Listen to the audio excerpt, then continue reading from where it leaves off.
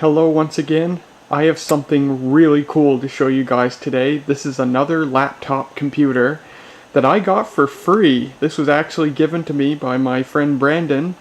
It's his old laptop. It's a Lenovo ThinkPad T400. Let's open it up here. Wow. Take a look at that. I'm super excited to get this. A full-size, true blue, old-school ThinkPad is something I've always wanted to have, and this thing certainly fits the bill. So this was my friend Brandon's old laptop. He bought it from a pawn shop last year, just last year. And I remember when he bought this, when he told me that he bought it, he said he paid $200 for this at the pawn shop. And I thought, holy crap, he got ripped the heck off, because this laptop is from 2008.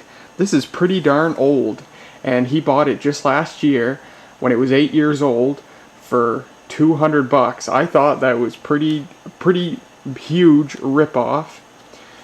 But it turns out that this thing worked absolutely fine, in excellent condition, and it still is now. This thing does work absolutely fine, and it's in great condition, as you can see here.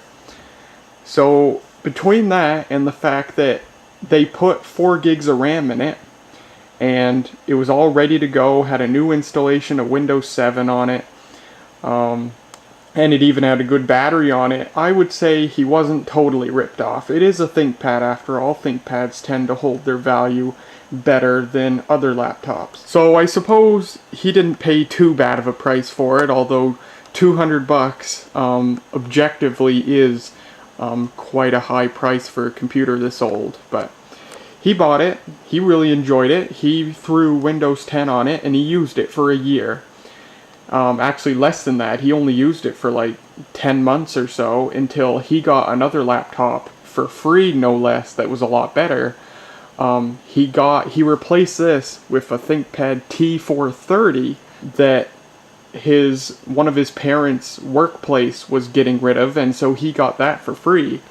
And so he uses that now, and he really enjoys it. So now that he's got the T430, he has no use for this T400. So, you know, the funny thing is, back when my ThinkPad X130E bit the dust, when the keyboard stopped working on it, Brandon had just recently gotten the T430, and so I was using that really old, slow Toshiba laptop, and Brandon had recently got the T430, and I thought about buying the T400 from him, and I said, what would you sell it for? And we sort of bantered back and forth, and he said he'd sell it to me for $150, and that would include an upgraded 8 gigs of RAM that he put in it. So not a bad price, cheaper than what he paid for it, and the laptop was upgraded compared to when he got it. But I never bit. I just didn't have the money to spend for another laptop when the Toshiba was satisfactory for my needs. Well, fast forward to last week, and we were discussing this again. I said, what are you going to do with the T400? And he goes, well, he sort of thinks for a minute, and he goes, you know what? If you want it, I'll just give it to you. And I'm like, really? And he says, yeah, I'm just gonna give it to you. I'm like, alright, no arguments there. So, yeah, I really appreciate it. I think it's quite generous. He gave this to me for free. Well, I did give him some stuff in return, actually. It was a pretty equal trade. I gave him that, you guys might remember that HP Pavilion A720N, that mid-2000s Athlon XP machine. I gave that to him. I didn't want it anymore. I've been wanting to get rid of it for a long time. He's going to gut it and use the case, because it's a standard ATX case, and he's going to use the case to put another motherboard in and build a new computer out of the case for a relative of his. And I also gave him back the 8 gigs of RAM, DDR2 desktop RAM that he gave me that I used in the Dell Inspiron 530. He's going to use that RAM for the same computer that he's building. I don't use the Inspiron 530 anymore, so it was no matter to me. So yeah, I gave him that stuff, and he gave me this. I think that's a very fair trade. And he didn't want this anymore, and he doesn't like to keep stuff that he isn't actively using, so yeah, TLDR, super happy to get this. So this laptop is from 2008, so it's quite antiquated by today's standards. It's got hardware in it that a lot of people would not find adequate anymore, but for what I use the computer for, this thing actually runs really well. So what are the specs? Well, this thing has an Intel Core 2 Duo P8400 CPU. That's a 2.26 gigahertz CPU. It's about, I'd say 20, it's got about twice the processing power that my old ThinkPad has, the X130E. It's got about 10 to 20% less processing power than the Dell Latitude 3330. But still very fine for my uses nonetheless. So that's what it's got. And like I said, Brandon bought this with 4 gigs of RAM. He upgraded it to 8 gigs, and get this, he actually gave it to me with the 8 gigs of RAM, which I really appreciate. That's very cool. So I do have 8 gigs of RAM in this machine. And the hard drive, Brandon gave it to me. He actually bought an SSD. He used this with an SSD, but when he gave it to me, of course, he wanted to keep his SSD, totally fair, so he threw a 160 gigabyte mechanical hard drive in this. I've taken that out and I've replaced it with the 320 gigabyte mechanical hard drive from my ThinkPad X130E. And as for onboard graphics, you could get these with either Intel or AMD graphics. The AMD Radeon graphics, of course, is a lot better, but this is the cheaper Intel graphics powered unit. It's Intel GMA 4500 MHD graphics, which is actually pretty much the same onboard graphics that's in my desktop computer, the Dell Optiplex 780. That has 4500 HD, this is 4500 MHD, just the mobile version. So the nice thing about that is despite how old this laptop is, Windows 10 supports the graphics, the onboard graphics perfectly fine, and it works well. Now, for an operating system, I was a little undecided of what to put on this at first. This is a Windows Vista era machine, so it's a pretty antiquated laptop. My first choice, actually, before I got this thing, when I was thinking what I might do with it, I knew it obviously runs Windows 10 fine, because that's what Brandon had on it, but since I already have a Windows 10 laptop that's perfectly adequate, I thought, well, maybe I'll turn this thing into a beast Windows XP laptop. Because obviously Windows XP, it would have been acceptable back in the day to run Windows XP on this, since it's a Vista era laptop. So certainly Windows XP would work just fine, but I thought, once I actually physically got this thing, I thought it wouldn't do this thing justice to relegate it to an older operating system. It runs so nice for how old it is, and of course, it's well featured and is in great shape and stuff. I thought, you know what, I'm going to put Windows 10 on this and possibly use it as my main laptop. Of course, I got the Dell Latitude 3330. I don't think this will replace that, because that's a smaller laptop. This is a 14-inch laptop. The Latitude is 13-inch, and of course the Latitude is basically what you'd call an Ultrabook, whereas this is a full-fledged, full-size laptop. So I may use this concurrently along with the Latitude, just use them for different purposes. But I thought, yeah, it wouldn't do it justice to run an older operating system on this thing, so I put Windows 10 on this. And it indeed runs Windows 10 really well. So let's continue and do a physical overview of this thing. I'll close it again here. Thump. And, something I've always wanted. I've always wanted a true blue, old school, full-size ThinkPad laptop. And this thing certainly fits the bill. I've got my ThinkPad X130E, and, that was a really nice laptop in its time. And super tough, the toughest laptop I've ever seen. But it's not a true blue ThinkPad. It misses a lot of the design elements that a true blue ThinkPad has, which this thing does have. First of all, it's got the rubberized coating on the lid here, which is really nice. As you can see, it's all smeary and stuff. I don't know if that could be cleaned up or if it's just, the condition of it. But yeah, really nice rubberized coating, and Something I always like in a laptop, you have plenty of indicator lights. Here on the lid, you've got indicator lights for the battery condition, a dedicated light just to show you when it's plugged in, that's really nice, and a sleep indicator light that blinks when the thing is asleep. If I open it up here again, of course it's got a physical latch for the display here with a little tab that you open up. The 14-inch display has a matte finish. It's a 1280 by 800 resolution display, no surprises there. If we look up here, it says Ultra Connect, and I'm not sure what that means.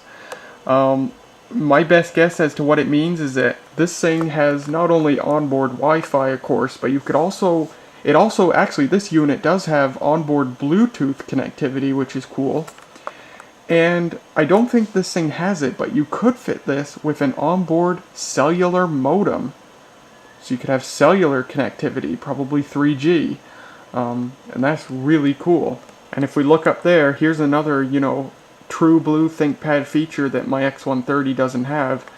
This thing has the Think light, an LED light that shines down on the keyboard. So if you're using the computer in the dark, you can see the keyboard.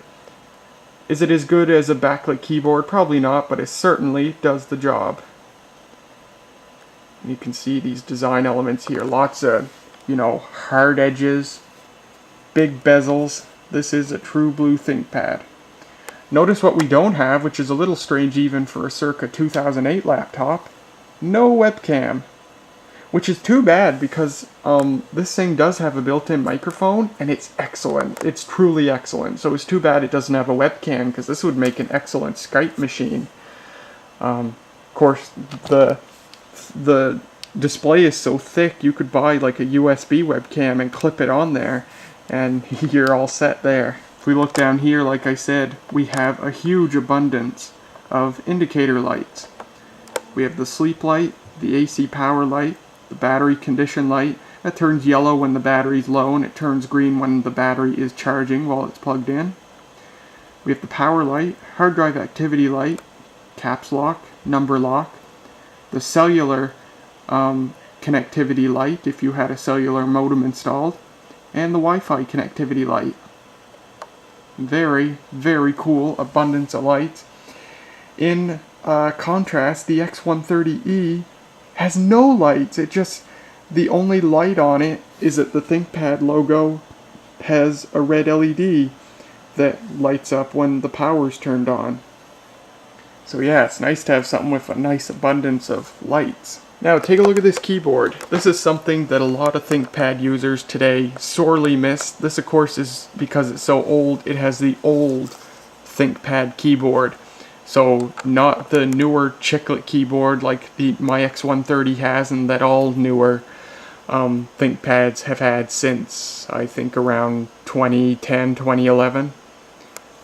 Yes, got the old keyboard. Note how big it is, tons of keys. Your arrow keys, I don't even know what these keys do. It shows a page going to the left and a page going to the right. I don't even know what that means. Of course, nice design elements, the blue enter key. Kind of an IBM holdover. There's the key to turn the ThinkPad or the Think light on with the function key, brightness. You've got every key you would need.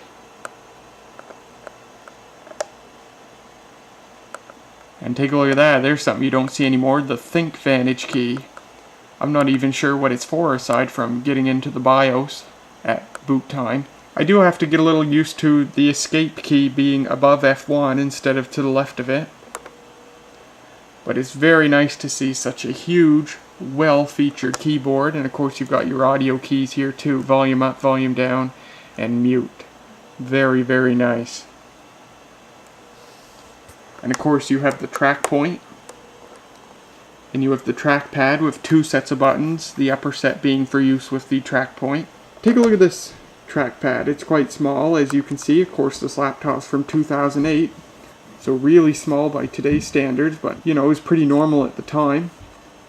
The successor to this, the T410, slightly enlarged this because the T410 introduced some new you know, sort of updated the design elements with the new upper mouse button set that's common on the ThinkPads now. And then it was updated again with the T430 when, of course, they switched to the really small chiclet keyboard, and that gave more room for an even bigger trackpad. But I find I'm getting along with this trackpad just fine. It's bigger than the Toshiba satellite U200, so yeah, I have no problems getting around with this trackpad. Oh, how could I miss this? It has a fingerprint reader, and it does work, and I have it set up with Windows Hello. So I just swipe my finger on the fingerprint reader and that logs me in. We'll see that when we turn this on later. And of course we have stereo speakers. They don't get terribly loud, but the fidelity is very good. They're very good quality sound comes from these speakers. Although it does seem to distort a little more than normal with low frequency sounds. But on the whole they sound very good. And of course you got your power button there. Something tells me this isn't the original track point head. I would guess that the pawn shop replaced the original. They get quite gross and scummy. And on a laptop this old, I would assume they have had to have replaced that. Although to be fair, like, the keyboard shows very little wear, and of course where the whole computer is in such good condition, trackpad shows very little wear. Maybe this thing just wasn't used once, so maybe that is the original track point. Who knows? But let's close this up again, and we'll take a look around the ports. So starting with the front, you've got microphone and headphone ports, of course. We have a physical switch to turn the Wi-Fi on and off. There's something you don't see on a laptop today. But this is cool. Take a look at this. A Firewire port. 4-pin Firewire port. Wow, that was a tongue twister. 4-pin Firewire port. Very cool to see. Certainly something, again, that you don't really see on a laptop anymore. Firewire's gone kinda... It's gone the way of the dinosaurs. Over here, here's certainly something you don't see on a laptop now. It's got not one, but 2 express card slots. Wow. Over here you got 2 USB ports, USB 2.0, and we have a modem and a gigabit Ethernet port, which is very nice. There's your external monitor connection. Vent for the fan. I've never heard the fan turn on in this thing. It seems to run really cool. Oh, wow, the vent spans the entire corner. I've never seen that on a laptop before. There's your charge connection, and of course this thing uses the same charge port that ThinkPads have been using for the past at least 10 years. And here's your battery. This thing actually has the extended, I think it's the extended 9-cell battery, which is very cool. And there is a name for this battery, like a normal English name for this battery. It's like the ThinkPad Battery 32 Plus or something like that. But Lenovo, being their typical selves, don't list that name anywhere. Yeah, it just says for use with ThinkPad, and it's got a FRU part number on there. But it doesn't actually say what the name of the battery is that I can see. But I think, actually, you know what? I don't think this is the extended 9-cell battery. I think this might be the 6-cell battery. It doesn't look big enough to hold 9 cells. Let me see. 1, 2, 3, 4, 5. Yeah, I think this is the 6-cell battery. There was a 4-cell battery you could get for this, which is kind of on the small side for a full-size laptop like this, but at least you had the advantage of it not sticking out like this battery does. Here's the original spec list: Core 2 Duo P8400, 2.26 GHz. This does take DDR3 RAM, which is nice. This originally had, I guess... Well, now here's something interesting. That says 3G. Does this have the cellular modem built in? Oh, I just remembered something. If you take the battery out, there's something right here you pull out and it looks like a place to put a SIM card. But I don't know if this actually... You know what? I think this thing might actually have the... This is just a blank, of course. I think this thing might actually have the cellular modem in it. Because there's something in Windows 10... There's two pieces of hardware that Windows 10 can't pick up.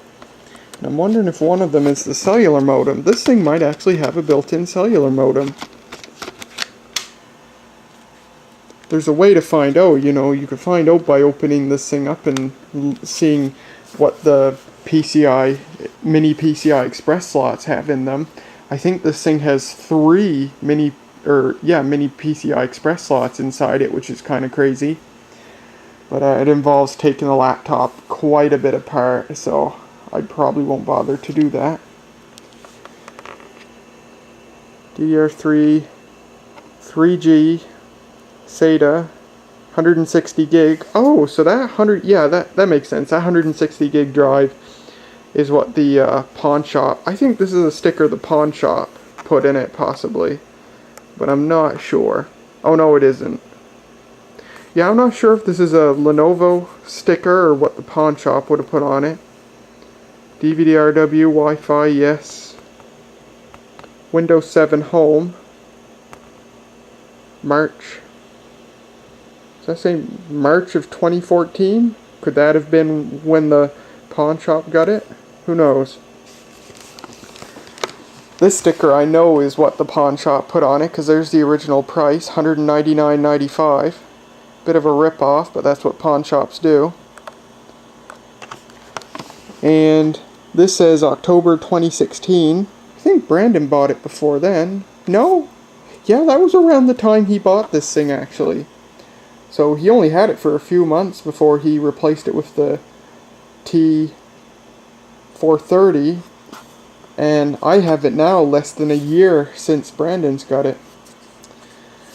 This has this has 2 license keys on it. It's got the original factory Windows Vista license. I don't care if you guys see that. But it's also got the Windows 7 Home Premium license that the pawn shop put on there.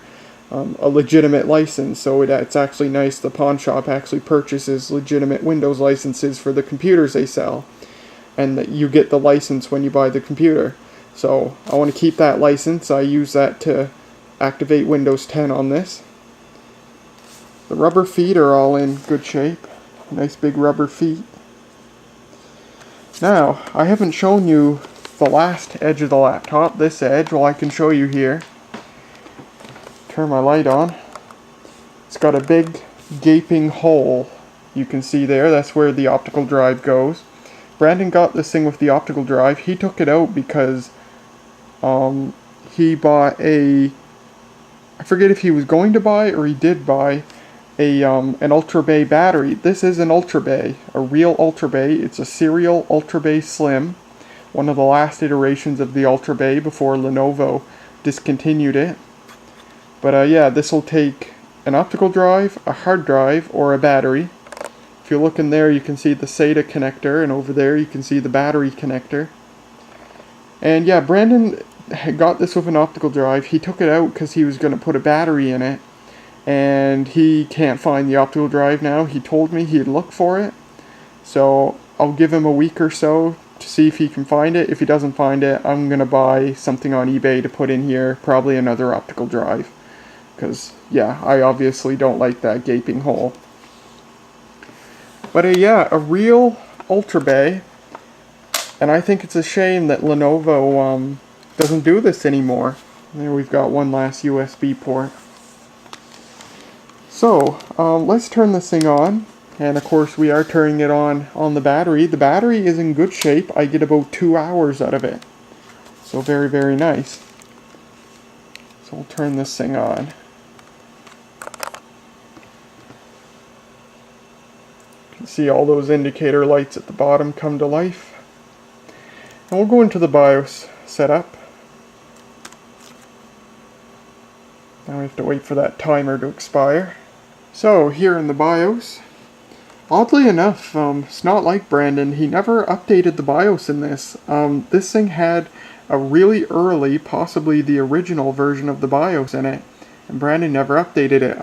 When I got this thing, one of the first things I did was update it to the very latest, which is a circa 2012 BIOS, which is quite nice. Lenovo kept updating this thing for 4 years. CPU, Intel Core 2 Duo P8400, 2.26 GHz, 8 gigs of RAM, which is really nice. And yeah, that's pretty much all there is to show in this, so we'll boot it up and boot into Windows. The P8400 was the lowest end CPU that you can put in one of these. Lenovo offered this with like half a dozen different CPUs. And there are other CPUs besides that are confirmed to work in this. And I'm thinking of updating the CPU.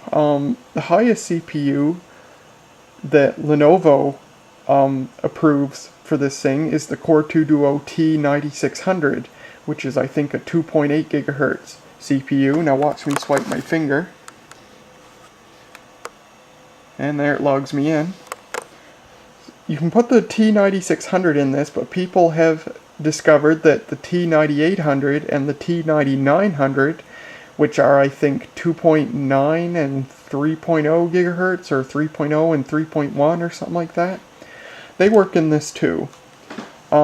So I'm thinking of upgrading the CPU, mostly because the P8400 is a CPU with 3 megabytes of cache, and some of the higher end CPUs have 6 megabytes of cache. So even though they're only slightly faster in clock speed, having twice as much cache I think would help this thing along quite a bit. And as a matter of fact, the higher end CPUs that you can put in this, if I were to put one of those in this, that would actually make this thing have slightly more CPU power than the i3 in the Dell Latitude 3330, so that would certainly be cool. Although obviously the 3330 would still probably feel faster because it's got way more powerful graphics. But yeah, I'm thinking of doing that. I think you can get a T9600 for like $8 on eBay. So yeah, I'll do that. It's a bit of a pain to replace it. Like I said, you got to take the whole laptop apart. But I've done that before. I did that on the Toshiba when I replaced its CPU. So yeah, I think I'm going to upgrade this thing to the T9600. I would do a T9800 or a T9900, but they go for a lot more money. So it's most economical to do the T9600. And I think that'll be a nice upgrade for this thing. So you can see it's running here. It didn't take very long to boot up. It's not a slow computer. It runs really well for something that's almost 10 years old. It really is nice. Intel Core 2 Duo P8400. The P, as I understand it, the P series CPUs were slightly lower voltage, and so slightly less power dissipation. So that's probably why I've literally, like, the fan's not running right now, and I don't think I've ever heard the fan run. Of course, 8 gigs of RAM, which is the most RAM, the maximum that Lenovo specifies. I don't know if people have found you can fit more in it or not, but it's certainly enough for me. Not even the Latitude has 8 gigs of RAM, that only has 4 gigs. Now, I figure it'll be helpful if I explain some of the things I had to do to get Windows 10 working perfectly on this machine. Now, of course, because this laptop is so old, not everything works out of the box in Windows 10. Almost everything does, but not everything. One of the things that don't work out of the box is the fingerprint sensor, and actually I remember when Brandon first got this thing and he was showing it to me, he talked about how the fingerprint sensor didn't work, and we actually did some research online and we couldn't come up with anything as far as getting this to work in Windows 10. Well, since I own this thing, actually the day I got this, I did some research again and I figured out how to make the fingerprint sensor work.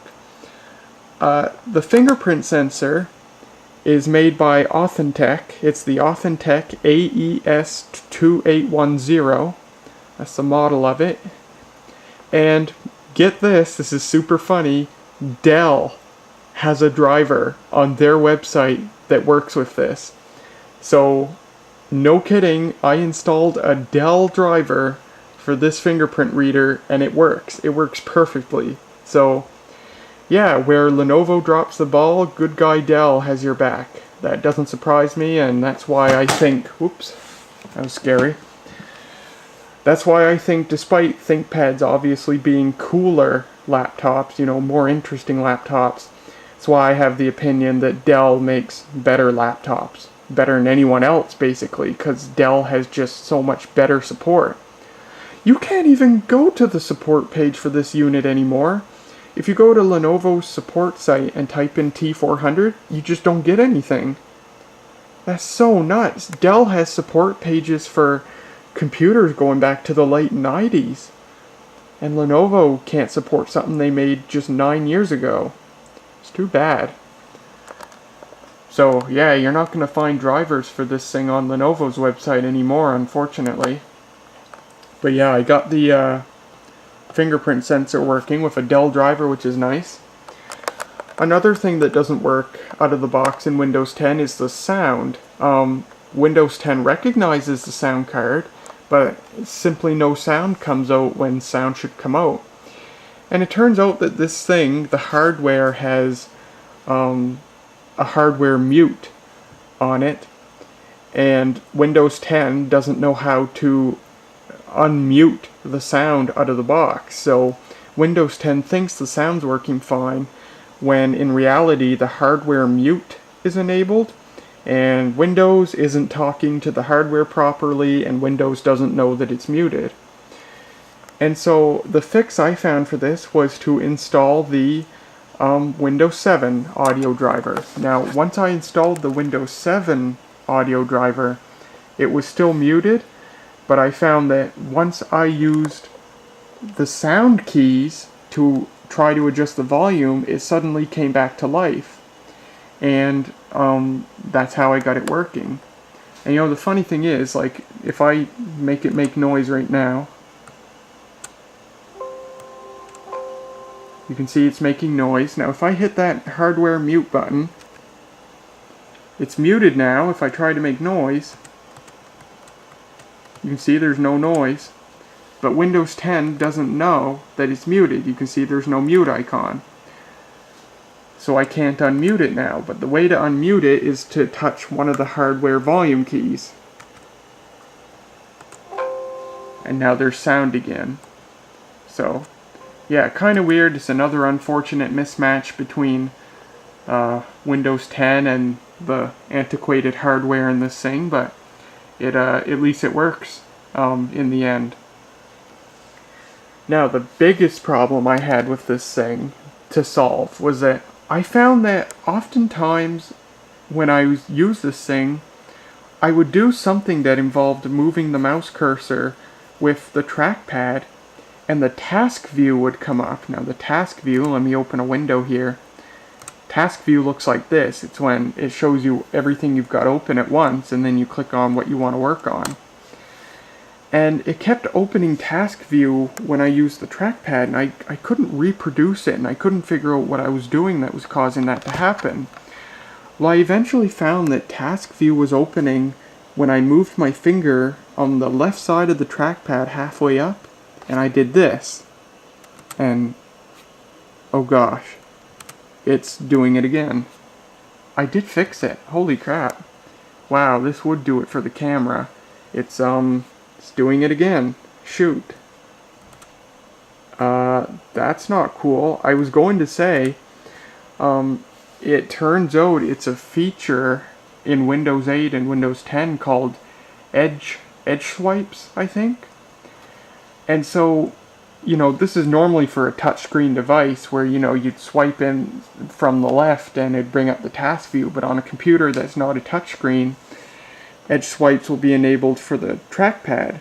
And for some reason, in Windows 8, 8.1, and 10, Microsoft has never added an ability for you to disable edge swipes, which is super stupid. And so, usually how it works is the trackpad manufacturers or the touchscreen manufacturers have to put this edge swipe switch in their drivers, so the driver software would give you the ability to disable it if you want. Well, this thing, of course, when I installed Windows 10, it automatically installed the Lenovo UltraNav driver, which is the standard driver for the trackpad and the track point. But of course because this is an older computer, it had an older version of the driver and it didn't have the ability to disable edge swipes. And it was making the thing unusable, which evidently it's going to be again, because I do this and it keeps opening and it stinks. I'm forever accidentally opening task view when I just want to move the mouse cursor from the left to the right.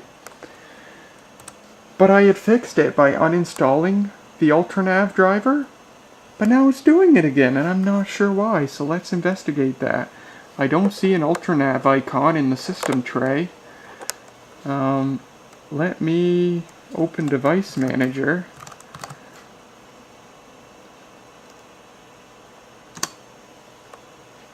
And see if it installed the UltraNav. Oops. Oh, see, I'm doing it. Jeez. Yes, it did. Okay, it automatically installed the UltraNav again, so I've got to figure out if there's a way to stop it from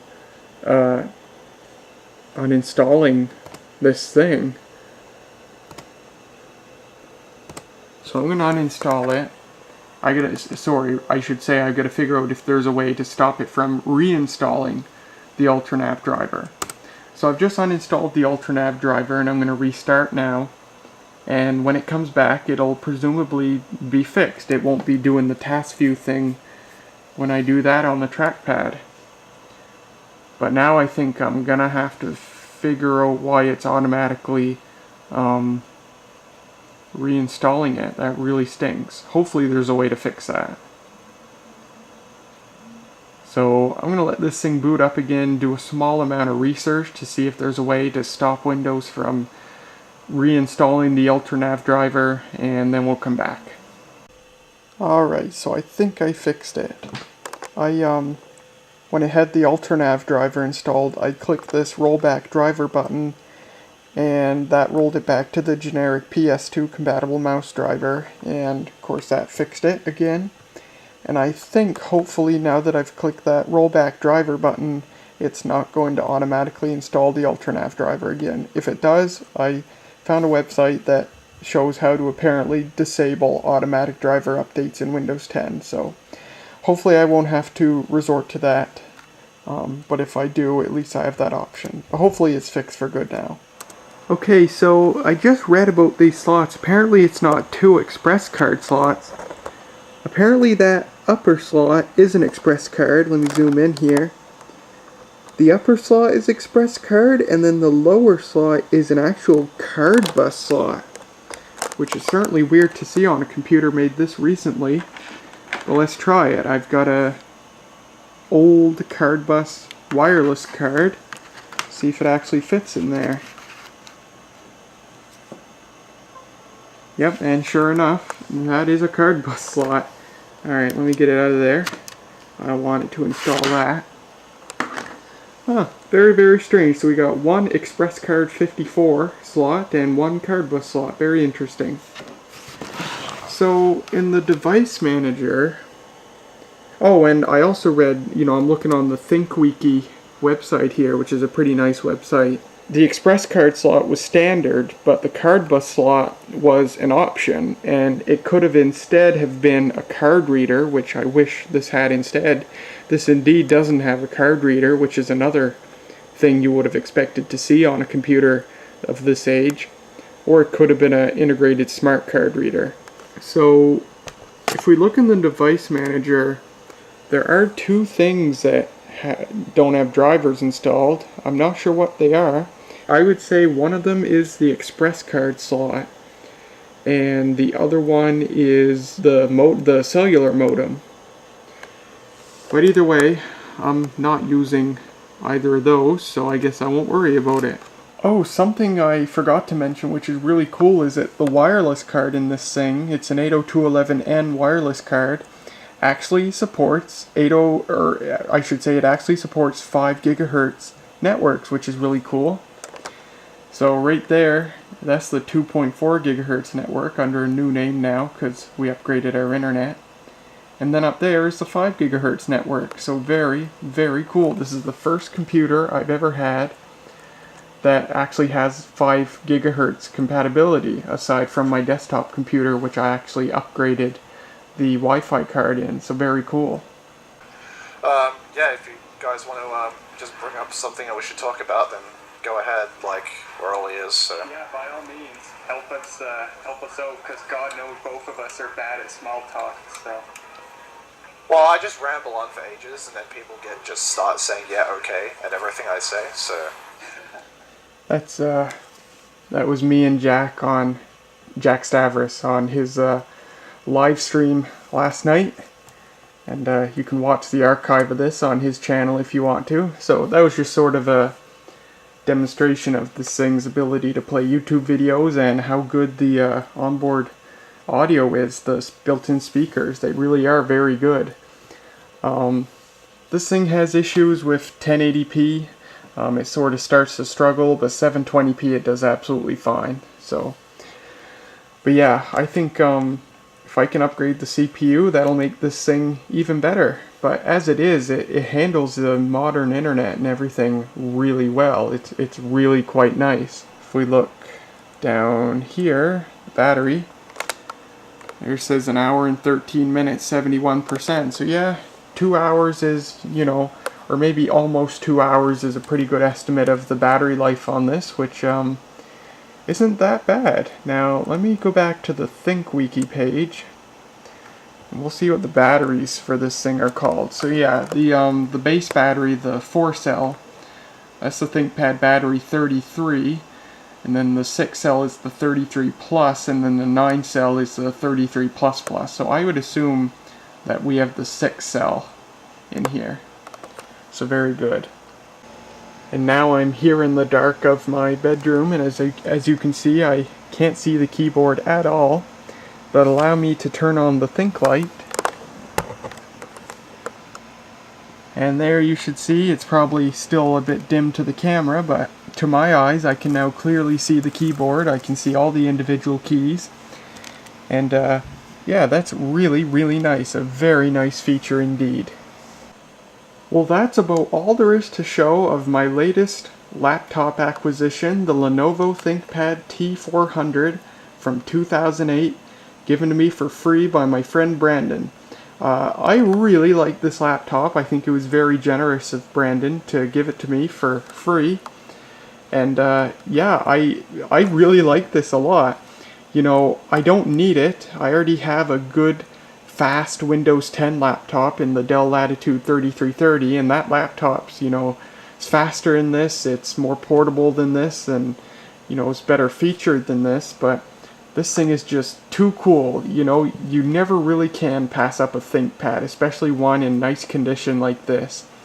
And this is just a super cool computer, so I'm probably going to use it concurrently with the Latitude. Because certainly there's going to be some things the Latitude's better at than this. You know, the Latitude's got a webcam, for example, so I'm still going to use the Latitude for my Skyping. But yeah, this thing will definitely get some use from me. And you know, it's a 14-inch laptop, and I remember when I got the Latitude, which is a 13.3-inch laptop, I told you guys, I said, yeah, 13.3 inches is probably the biggest I'd ever want in a laptop. And it is. This is a bit bigger than what I'd normally consider for a laptop, but to be perfectly honest, I find nothing wrong with it. I'm really liking it, as a matter of fact. And I know I'm repeating what I said in the Latitude video. I like the bigger screen because it makes text and everything bigger and I can see it better. So yeah, I have nothing wrong with this. You know, I haven't used a laptop this large in years, literally, but it's kind of nice to come back to it. And you know, you have tons of room to put your hands when you're typing, and I'm not sure if, I don't think I mentioned this yet, the keyboard on this thing is just wonderful. This is one of the best laptop keyboards I've ever used. It's just a joy to type on, especially when you've got all the keys you could ever need, you know, logically placed, sort of where they'd be almost on a like a compact desktop computer keyboard. You know, your keys like the ones up here, they'd normally be placed in a number pad to the right, but at least here they're logically grouped together rather than just strewn about like they would be on like the newer ThinkPad keyboards. It's really nice. Nice layout, and it feels great to type on. So yeah, overall, I really like this laptop. I'm glad I was able to sort out the issues in Windows 10. Hopefully I don't find any more. And yeah, hopefully Brandon finds the optical drive for this thing. If he doesn't, I'll just buy one on eBay. They appear to be quite cheap, so I can fill that ugly hole and have a nice optical drive for this thing. But other than that, that's pretty much all there is to show. So we'll shut her down here. And yeah, there it is already. Of course, the beauty of Windows 10. Of course, it's got a little further to go. Oh, that's interesting. It's hibernating. Normally, okay. It looked like it was hibernating. Maybe the way Windows 10 shuts down tricks the hardware into thinking it's hibernating. But yeah, it's all shut down now. So there you go. Really like this computer. Really like it a lot. So I hope you guys enjoyed taking a look at this. And I'll see you guys later.